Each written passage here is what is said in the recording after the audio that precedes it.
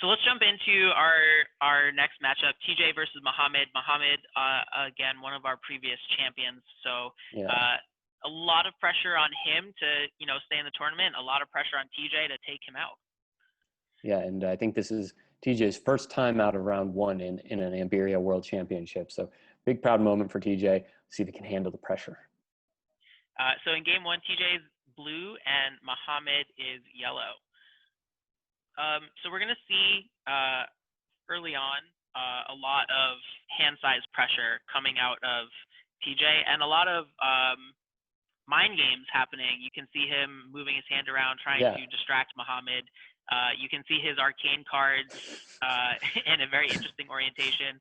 So TJ is pulling out all the stops, trying to mess with Mohammed's head during this game. I mean, Mohammed seems unfazed. He's putting his card right in the middle. It's a statement. He always does this. I think he's the only player I've seen who always puts his card in the middle of the Emberscape. I don't know what it is. It must be a weird world champion thing. I don't know. Yes. And you can see TJ, he's got the spotted mushrooms out. He plays the poltergeist. So he is really putting a lot of pressure on Mohammed to limit his options early in the game. And that kind of is going to force Mohammed to make some tough choices here. He has to choose between three great cards to put for his new mode card. And then he's going to have to choose a card to discard at the start of his play phase. And so Magician's Tactic, again, tough to see that one not get played. But he does get to draw two, which alleviates some of the pressure. Yeah, so, always tough to waste your Magician's Tactic, but I guess not a waste if you really need to go into greedy mode. So choosing to discard the Jewel of Greed and then captures that spotted mushrooms to put the pressure on TJ instead of him. And TJ has a slightly larger hand, so he might be able to deal with some of these discard choices, but he can also get rid of this right away with that Uncivilized Wretch if he needs to. He can. I was wondering if that was going to be the case. He actually ends up playing the Hypnotist, which takes Mohammed's mode card, and I understand that choice because that, again, continues to put a lot of pressure on Mohammed. He lost the spotted mushrooms, but he's going to force Mohammed to mode another good card. So yeah. I think that was great awareness on TJ's part. Absolutely. That was a really good job on his part. And he is playing against yellow. So if I were in his shoes, I would assume he has a witch. But he doesn't because we can see his hand. Yeah. So Mohammed's going to try to collect here. He goes into attack mode. And then he draws the Phoenix. Not only is that his favorite card, he kind of desperately needs that at this point. Right. But he does continue with his plan here, it looks like. And then TJ has a martyr. From this angle, we can't see what it is.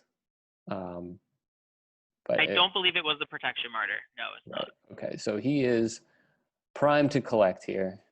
Yeah, and it was the attack martyr. So not only could he not protect himself, but he can't stop this collection. Oh, you know what? Mohammed was not in attack mode, but he did manage to fill up his Emberscape. Well, TJ could help him out, but unfortunately, this is an important match, and he doesn't want Mohammed to win. Right. But looking at his hand, he could play the Uncivilized Wretch, which would, take a card out of there. But you'll notice that the card values in Mohammed's Emberscape are not super high. So maybe electing to save that Uncivilized Wretch for a more advantageous Emberscape. And again, the thing we've been talking about a lot is knowing when to let your opponent collect. And I think TJ could have done more to stop that, but in this case, it wasn't pertinent that he stop it. Yeah, and unfortunately, this is a terrible arcane card for Mohammed to get. It forces him to discard that Phoenix, which, he really, really needed to up his hand size. And then he has to draw off the top of the deck and play whatever he draws. So he is in a tight spot here. Yeah, he ends up drawing that Wraith as well. And, not too many options, really. You got to play that Wraith and give it to TJ. not the worst card, but also not the best card in this situation. It's not, especially considering what TJ has in his hand. Absolutely. Go ahead. Yeah, so TJ's still hanging on to that Hypnotist, still hanging on to that Uncivilized Wretch. We're still waiting to see when he's going to choose to use them.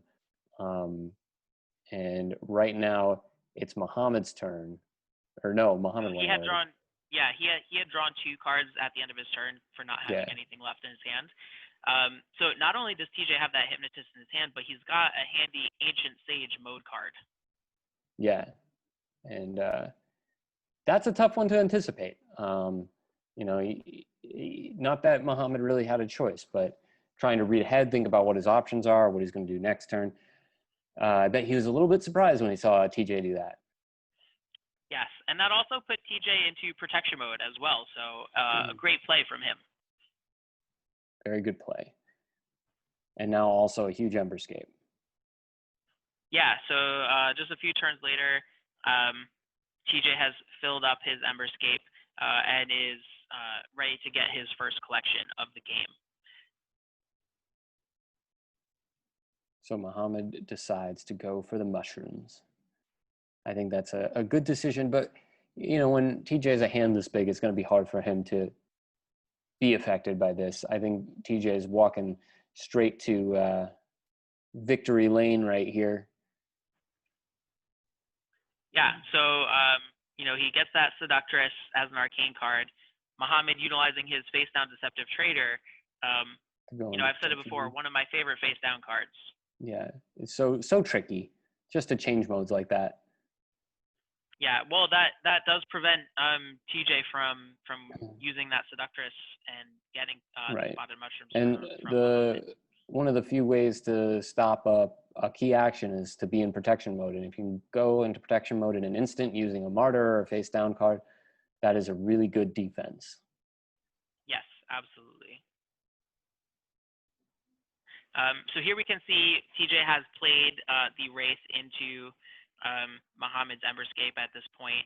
Mohammed knew he had it anyway, so wouldn't have been too surprising there. And then we see him play that Deceptive Trader.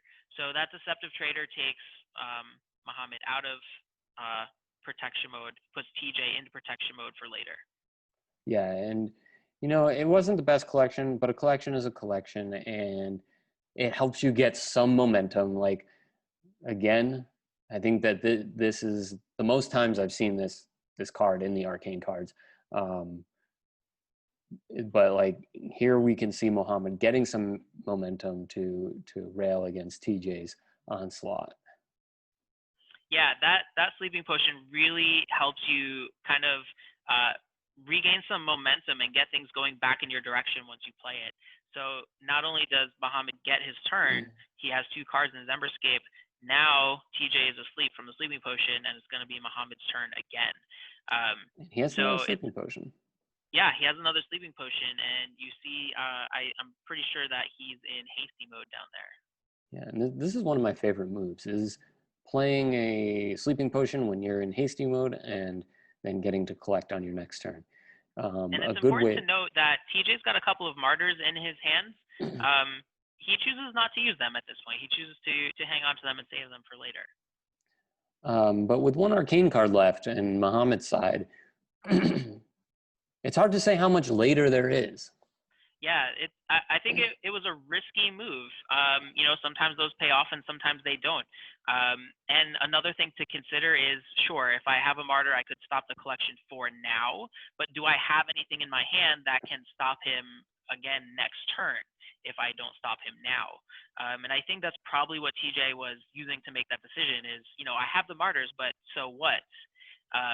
Hoping to maybe draw something and save them for later, I think is what he was going for. Yeah, it was a great job on TJ's part to, play it safe here.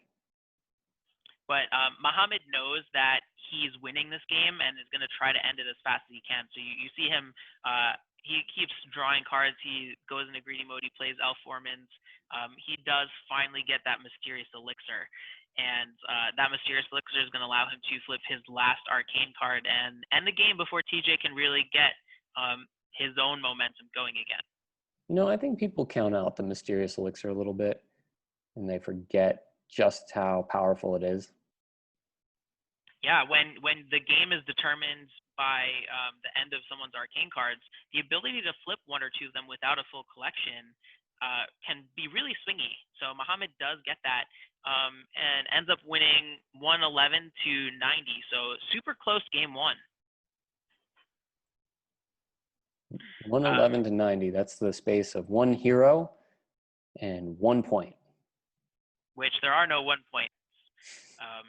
But yeah, very, very close. So for game two, TJ ends up being the red deck and Mohammed ends up being the black deck. So we see Mohammed starting out with a face down card right off the bat. And a handful of martyrs here and his hero. Yeah, he's got almost all of his martyrs. He's got Angel in his hand. TJ had just played a Devious Serpent, so he's going to get to play 2 cards this turn. You can really get a lot out of those Devious Serpents. I think we've talked about it in round 1, actually, being able to get 4 cards in your Emberscape in 1 turn using the Devious Serpent, and even 5 in some cases. I think it's another undervalued card for sure. It allows you to combine a couple of things in a single turn. So TJ starts out with nothing in his Emberscape that turn, plays the Dragon's Wager, so that gives him 2 cards, and then he still has another card to play, and that'll give him 3 cards in his Emberscape in a single turn. Right, then he only needs 2 more to get to a full Emberscape, or he could get into hasty mode somehow. But going for the Jewel of Greed, he's really killed his hand size with that Devious Serpent, but also he's improved his position on the board. I think overall, good things for TJ there. And he's not worried about his hand size too much because he's got that Traveler's In. So, that's a tactic I myself go for as well, trying to, use up all my good cards and then play my Traveler's In to get some new ones. Unfortunately, Mohammed plays that Poltergeist, taking his mode card. So TJ not actually able to use that Traveler's In, unfortunately. Yeah, definitely. I think that Mohammed knew what he was doing. He didn't know it was a Traveler's In, but he knew that that would be bad for TJ. Yeah, absolutely. So, good plan from TJ. Not end up working out too well, though. Rough start for him early on. Here we're going to see Mohammed flip over that face down witch and make one of the first really aggressive turns of this game. Yeah. So you can go through a whole game of Ambyria and not touch your opponent's cards. And I think up until this point, we've seen only a little bit of back and forth on the key actions, but playing this witch is definitely ratcheting it up a notch and to a new level of pillage. Yeah, and that witch was a face down card. So not only is he going to get to take a couple of things from TJ, he now is going to get to play another card to fill up his Emberscape. And when you're watching these games, I think it's just so exciting to be thinking about what is the player going to do? What is their move? And Mohammed opts for the Deceptive Trader, which gets him into a different mode. Looks like attack mode, by the way, what he's doing here. Yeah, attack mode for sure, yeah. And then gets to play an Arcane card. And too bad, because he just put his opponent in protection mode. He did, but you'll notice Mohammed has 3 martyrs in his hand, and TJ's only got a couple of cards in his hand. So although I normally wouldn't use a martyr just to destroy a card from someone's hand, in this case, it might be worth it, because if you limit your opponent to 1 or 2 cards for a few turns, it can be devastating. So Mohammed does use one of those martyrs, especially if you have a couple. Maybe why not use it? Yeah, I think that was a good choice on Mohammed's part to actually destroy one of those, and I think that's another example of how the timing works in Ambyria. So he was able to decide after he saw the hand because of the way the card is worded. You have one sentence that says, look at an opponent's hand, period. And then you can play your martyr to take them out of protection mode and do your thing, but only if you see something worth destroying. Yeah, so good awareness on those mechanics from Mohammed. We would not expect anything less from a former champion. A two-time champion, no less. What's he We got see him there? finally playing Ingduel, which he's had, I think, since the beginning of the game. His We know opening how hand. attached to his hero Mohammed is. So finally getting it out there is gotta send a rush of adrenaline through him at this time. Yeah. So what's he going for in that? He's going for the Magician's tactic. Magician's So tactic. that's always what I go for. But TJ's in hasty mode, so he gets his first collection of the game as well. Now, an elf laborer, solid. Get some cards to join that seductress. Dark magic, always enticing. We should flip those cards. Dark magic is like the seductress because it always seduces you into playing it. It does, and a lot of it depends on the board state where things are sitting on whether or not you want to play it. Yeah. So TJ's got a tough decision to make. He ends up going into protection mode, try to set some things up. And he's going to be debating whether or not that sleeping potion is going to help him or hurt him based on what Mohammed has. Sometimes when you have a hand that small, you kind of know what you're going to play. Being in dark magic isn't so bad. You kind of have, you got a 50-50 shot of getting one and two good things. And I think that's what TJ is going for right here, assuming that Mohammed has a larger hand, maybe some elves, some not so good things, and probably thinking it's a pretty good time to be in dark magic. Yeah, and based on what's in TJ's hand, he's got a spell book in there, which, if Mohammed's got his hero out, he's going to be wanting to be in protection mode. If you flip that spell book out and you've only got a few cards in your hand, you've got a good chance of getting it. Now all of a sudden, you've got Mohammed not in protection mode with his hero out and a chance to get it. So I think, playing the odds there, definitely a good decision. Yeah, I agree. I think this was as good a time as any to play the dark magic card. Yeah. So a lot of interesting things actually end up happening in this dark magic. So one thing to note is that Mohammed has Ingduel out, which allows him to take a card out of TJ's discard pile. And once he takes that out of the discard pile, he's going to know what that card is. He doesn't have to shuffle it back into his hand. So having that Deceptive Trader handy, knowing that he has that to use, is going to be very valuable during dark magic. Yeah, but also things can get hectic, and while you know what one card is, you might get confused about was this the card I knew or not, and it's tough. Yeah, so one of the things that can really make or break someone when the red deck is involved is how good they are at organizing their cards once dark magic has started. Are you going to draw the cards from the deck and keep them to the side from where you already knew the cards that were in your hand were?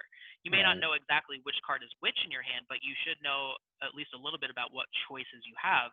And making the decision, do I want one of those or something off the top of the deck, that can really make or break your dark magic experience. Yeah, and TJ right now knows he's either getting a seductress or a spell book, and both are good for him. Yeah, so Mohammed got the Magician's Tactic, and we see the card he ended up choosing to put face down, or not choosing, but getting, happened to be one of his martyrs. And having a face down martyr in dark magic is actually pretty good. Yeah, you could do a lot worse than getting a face down martyr. It actually allows you to utilize it as a response, which you can't do in dark magic if it's in your hand. So not a terrible card to get. Mm-hmm. Agreed. So on TJ's turn, we see him play one of the cards that he originally had in his hand, and he does get the spell book. So taking the martyr in dark magic wouldn't help you too much, and I think that's what TJ's thinking here. And then so he does successfully take Mohammed out of protection mode, but the one underneath it, I believe it looked like attack mode. So now he's going to be playing a dangerous game. Very dangerous. And it all depends on what Mohammed flips. He could flip a Devious Serpent. He could flip a lot of different things, but it is very likely that he'll collect this turn. And also, again, we do know that he knows what some of these cards are. So he plays that Deceptive Trader. That was one he drew from the top of the deck, though. He did not know what that card was. So he plays that Deceptive Trader and ends up having to switch modes with TJ there. But he has, we know that he still has that face down attack martyr in his Emberscape as well. Mm-hmm. But that puts TJ into attack mode. So a lot to see here. Yeah, that puts TJ into attack mode. So he, unfortunately, this was so unfortunate. This was another time when I made some noises at the computer when this happened. TJ. So why do you think he got did that this? Wraith? No, it was from he didn't know that he had that in his hand. But he does know he has the Jewel of Greed. No, I thought he knew he had the Seductress. He had the Seductress in his hand, and he'd spellbook the Jewel of Greed. Yeah, you're right. I think that. Well, maybe he wanted to save that Jewel of Greed. The chances of you getting the Wraith are so small that maybe that wasn't just something he considered. Overwhelming majority of your cards are just going to fill your Emberscape there. So just a very unlikely turn of events. Yeah, and now Mohammed actually prevented himself from collecting just so he could get this Wraith. Yeah, that was a very interesting move, but I think it was a good one because, as you said, it allowed him to put that Wraith into his hand. And I think it's easy to forget actually how early in the game it is right now. They both have 3 arcane cards left, but this is a very back and forth match, really delaying the end of the game. Don't forget that earlier Mohammed took a Deceptive Trader into his hand. I think it took him a little while to remember where he put it, but he did successfully find the right card and played that Deceptive Trader to put himself back into attack mode and gets that collection before TJ does. And we mentioned that earlier, card organization. Like if TJ had remembered his Jewel of Greed, it would have been very helpful for him because he could have collected.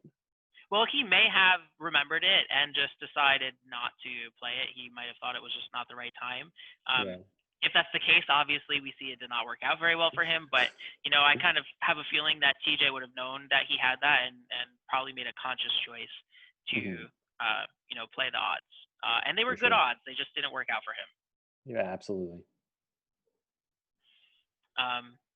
Getting to the end of Dark Magic here, TJ now plays another card from his hand. He gets the Witch, which again is not really the best under the circumstances.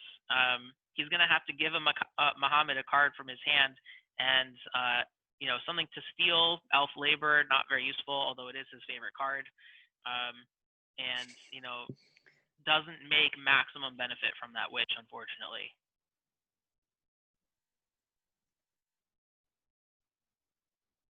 And he's not in attack mode either, so he is not going to be collecting this turn.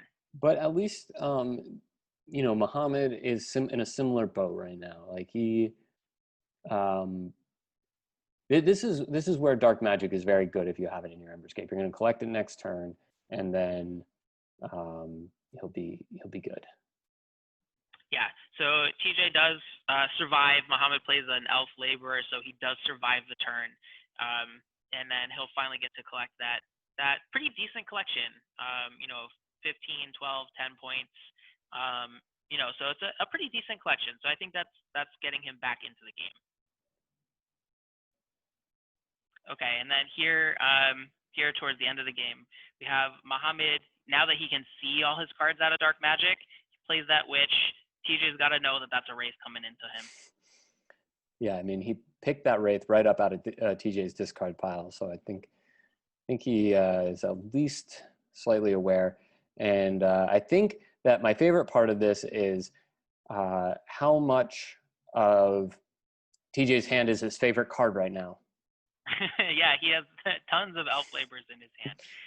Um, and Mohammed uses that deceptive trader to take him out of protection mode so that that witch has its full effect. I mean, it would have been good enough getting the Wraith into TJ's collection pile, but that face down deceptive trader allows him to take maximum benefit from it. Yeah, and this is just a dominant performance here by Mohammed. I think TJ started off strong and just had a couple of turns that were not as strong as Mohammed's turns. And when your opponent keeps playing witches on you like that, you're in a tight spot. But I'm glad to see him playing those elves. Yeah, I mean, well, he had enough of them. He had every elf labor in his deck in his hand at that point. So, it was kind of tough for him at the end. He had a lot of cards in his hand and not a lot of options, which is very sad. He with all those options, he was not able to take anything out of Mohammed's Emberscape. So Mohammed collected, and then he had that mysterious elixir in his hand to end the game. So, I think one of the things that really did not go that well for TJ was that dark magic. It started out okay and then just went in Mohammed's favor from there. Yeah, and it's one of those things where if you're rooting for TJ, you're just slowly seeing things slip away for him, and that can be tough to watch. But that's sort of the nature of the game. Yeah, sometimes that just happens in Ambyria, and unfortunately for TJ, that was just the case for him. He played great. He had some great moves in there. Was thinking about his plays and saving his martyrs for useful times, and unfortunately, it didn't work out for him. Yeah. What would the score end up being for this one? In that game, it was 175 to 88 in Mohammed's favor. So then that's Mohammed moving on to the semifinals. TJ's run has come to an end, but well played, sir. Yeah, very well played. And then our last matchup of round 2, we had Rebecca versus Nadia. We were able to stream this game. Unfortunately, the recording didn't happen, so we don't have any clips to share with the highlights. But we both were present for these games. We can talk a little bit about them. I think the biggest thing that stood out for me was Rebecca played the fast game both times, really committed to it. And these games were both quick. Yeah, so there were only 2 games. Nadia was certainly nefarious. She played some good moves, but she ultimately could not find her footing against the Wraith, Rebecca the Wraith. Rebecca just had amazing card advantage this game, a handful of things that were just going to help her win, and she played them perfectly. Amazing combos, cards from the arcane pile, cards from her hand, drawing cards when she needed them. But I wouldn't count Nadia out, and I hope to see her back next year. And maybe if we get our pairs tournament together in the holiday season, maybe we'll see her back here again. But a great matchup between these two. Really fun to watch, very fast paced. Yeah, I certainly hope we see Nadia again. She had a great showing in round 1, got through round 1 in just 2 games. And although this round did not go in her favor, like you said, she had some great moves. She got a little bit unlucky. Not that Rebecca didn't play well. She played fantastically, but she also had some great cards. I mean, one move that I do remember that sticks out is Rebecca was playing the blue deck.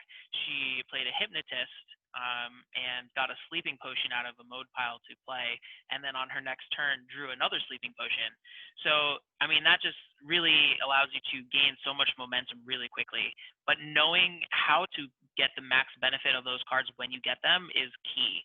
And Rebecca showing that, she took out Bob in the first round for a reason. And we got to see why in this matchup. We got to see how she was able to dominate in the first round. And we're going to see her in the semifinals. And I hope Mohammed is studying right now. Yeah, we've seen we've seen Rebecca take out one former champion already. Now she's going to be matched up against another one. Will she take out another champion, our last remaining champion, or will Mohammed bring her tournament prospects to an end? It'll be exciting to see. If she does defeat Mohammed, we're going to have to call her the Champion Slayer. I think we will, yes. It was interesting looking at the bracket from the very beginning. Rebecca was the only one who had a potential to knock out all three champions in the tournament. Rachel being knocked out by Jim means that that's not going to happen, but had Rachel beat Jim and then had Rachel moved on to the finals, Rebecca could have taken out Mohammed and then taken out Rachel. She could have taken out all three, but now we know that's not going to happen, but it could be two. It could be, and we're going to see these tournaments coming up real soon, and or these matchups, and we will recap those as well. And I hope you all enjoyed this recap. And if you did, leave us a like, a comment, and keep talking about this tournament. And we hope to see you all on the Twitch streams as these games happen. Yeah, these matches should happen within the next week, probably over the weekend. I'm very, very excited to see both of these matchups. They're going to be so exciting. I can't wait to see who's going to make it to the finals. Yeah, semifinals already. Oh my God, moving right along. It came along quick. So with that, we thank you for watching the recap. We're going to leave you with the fallen heroes from round 2 to remember them and their tournament prospects.